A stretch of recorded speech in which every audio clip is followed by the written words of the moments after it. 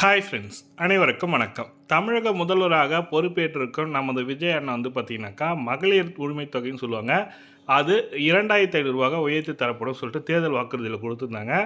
அது 15/5/2026 முதல் ரூ. 2500 வங்கியில் வர வைக்கப்படுமான்றது தான் பல்வேறோட கேள்வியாக இருக்குது. அதற்கான முக்கியமான அப்டேட் அவங்களோட அஃபிஷியல் வெப்பேஜில் அப்டேட் பண்ணியிருக்காங்க. அது என்னன்றதை பார்க்கலாம். வீடியோ ஸ்கிப் பண்ணாமல் கடைசி வரைக்கும் பாருங்கள். வீடியோ பிடிச்சிருந்தால் லைக் பண்ணுங்கள், கூடிய சப்ஸ்கிரைப் பண்ணுங்கள். வாங்க வீடியோக்குள்ள பார்க்கலாம். இவங்க பார்த்தீங்கன்னா தேர்தல் வாக்குறுதியில் மதிப்புமிகு மகளிர் திட்டம் சொல்லிட்டு 60 வயது வரை உள்ள அனைத்து குடும்ப தலைவர்களுக்கும் மாதம் 2500 வழங்கப்படும் என்பதை பெருமகிழ்ச்சியுடன் அறிவித்தோம். இது மாநிலம் மற்றும் ஒன்றிய அரசு ஊழியர்களுக்கு இருப்பவர்களுக்கும் குடும்பங்களுக்கு மட்டும் விதிவிலக்கு சொல்லியிருக்காங்க. இப்படி செய்தால் கூடுதலாக குடும்பங்கள் பயனடைய வாய்ப்பு அதிகரிப்பதால் என்பதை நாம் தாய்மார்கள் அனைவரும் மகிழ்ச்சியுடன் ஏற்றுக்கொள்வார் என்பது நமக்கு தெரியும் சொல்லியிருக்காங்க. என்னென்னா, அரசு ஊழியர்களாக இருக்கும் மகளிர்களுக்கு, அந்த அரசு ஊழியர்களாக இருக்கும் குடும்பத்துக்கு மகளிர் உரிமை தொகை 2500 கிடையாதுன்னு சொல்லிட்டு மதிப்புமிகு மகளிர் திட்டம் கிடையாதுன்ற மாதிரி அவங்க அஃபிஷியலாக அப்டேட் கொடுத்துருக்காங்க. அப்போ யாருக்குன்னா, அனைத்து ரேஷன் கார்டு வைத்துள்ளவர்களும் அரசு ஊழியர்களாக இல்லாதவர்களும் அவங்களுக்கு 2500 கொடுத்துருக்காங்க. இப்போது தேர்தல் முடிஞ்சு இப்போ பதவியேற்றிருக்கும் முதலமைச்சராக விஜய் அண்ணா அவர்கள் பார்த்திங்கனாக்கா, இந்த மாதம் 2500 வருமா இல்லை 1000 வருமானது தான் கேள்வியாக இருக்குது.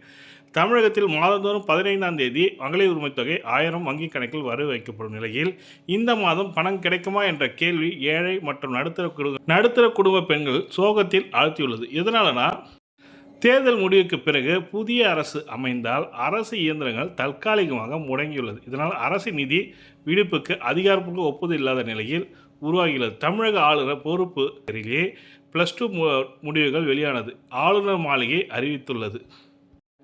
ஆளுநர் தான் +2 ரிசல்ட்டை கொடுத்துருக்காரு. பழைய அரசு கலைக்கப்பட்டதால் நிதி தாமதம் சொல்லியிருக்காங்க. மகளிர் உரிமை தொகை வரவு வைக்கப்படுவதில் பிரச்சனை ஏற்படும் என்ற காரணத்தால் தேர்தலுக்கு முன்பே ஸ்டாலின் அரசு முன்கூட்டியே திட்டமிட்டபடி பிப்ரவரி, மார்ச், ஏப்ரல் மாதங்களுக்கு 3000 மற்றும் கோடைக்கால சிறப்பு தொகுப்பாக 2000 என மொத்தம் 5000 வங்கி கணக்கில் வழங்கப்பட்டது. தற்போது பழைய அமைச்சரை கலைத்து விட்டது. புதிய முதலமைச்சரை பதவியேற்றிருக்கார். முதலமைச்சராக இன்று நமது மக்கள் தலைவர் விஜய் அண்ணா அவர்கள் பதவியேற்றிருக்காங்க.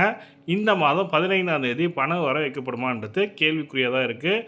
2500 இல்லைனாலும் 1000 வருமானு கேட்டிங்கனாக்கா, நிதிநிலை ரொம்ப கம்மியாக இருக்குன்றதா மாதிரி சொல்லி கொடுத்துருக்காங்க. கோடிக்கணக்கான பெண்கள் மாதந்தோறும் இந்த தொகையை நம்பியே குடும்ப செலவுகளை சமாளித்து வருகின்றனர். தேர்தல் முடிவுக்கு பிறகு ஆட்சி அமைப்பதில் ஏற்படும் தடுமாற்றம் இத்திட்டத்தை பாதித்துள்ளது. மகளிர் உரிமை தொகை மட்டும் இல்லாமல் தமிழ் புதல்வன், புதுமை பெண் ஓய்வூதிய திட்டங்கள் உள்ளிட்டவை இந்த மாதம் கிடைக்குமா என்ற கேள்வி மக்கள் மத்தியில் பெரும் கவலை ஏற்பட்டுள்ளது. ஏன்னா, இந்த மாதம் கிடைக்குமான்றது பெரிய சவாலாக இருக்குது. இப்போ பார்த்தீங்கன்னாக்கா, முதியோர் உதவித்தொகை வந்துடுச்சு. மாற்றுத்திறனாளிக்கான உதவித்தொகையும் வந்துவிட்டது. இந்த மாதத்துக்கான உதவித்தொகை வந்துச்சு. அப்போ 2000 உடனடியாக செயல்படுத்த முடியுமா? இப்போ பார்த்தீங்கன்னாக்கா, திமுக பொறுப்பேற்றவுடன் 1000 மகளிர் உரிமை தொகை கொடுக்குறேன்னாங்க. ஆனால் 23 மாதங்கள் கிட்ட அவங்க கொடுக்கல. அதே போல் விஜய் பதவியேற்றிருக்கார். 2500 கூடிய விரைவில் வருமானது சந்தேகம்தான். கூடிய விரைவில் வருவதற்கு 1000 வருமானதும் சந்தேகமாக தான் இருக்குது. தற்போது அரசியல் சூழ்நிலையில் மகளிர் உரிமை தொகை தொடருமா என்பது பெரும் கேள்வியாக உள்ளது. ஏற்கனவே பல குடும்பங்கள் இந்த தொகையை நம்பி இருக்கும் நிலையில் தாமதம் ஏற்பட்டால் அவர்களின் வாழ்க்கையை மேலும் சிரமம் அடையும் சொல்லியிருக்காங்க. அதுக்கப்புறம் முன்னாள் முதலமைச்சரும் ஒரு கருத்து கொடுத்துருக்காரு. இடையூறு செய்ய மாட்டோம் சொல்லியிருக்காரு. புதிய அரசு இடையூறு தராமல் 6 மாதங்கள் பொறுமை காப்போம். திமுக அரசின் திட்டங்கள் தொடர வேண்டும். பெண்களுக்கு 2500 வழங்க முடியாவிட்டாலும் 1000 தொடர்ந்து வழங்க வேண்டும் சொல்லிட்டு தமிழக முதலமைச்சருக்கு முன்னாள் முதலமைச்சர் மு.க. ஸ்டாலின் ஐயா அவர்கள் ஒரு கடிதம் எழுதியிருக்காங்க.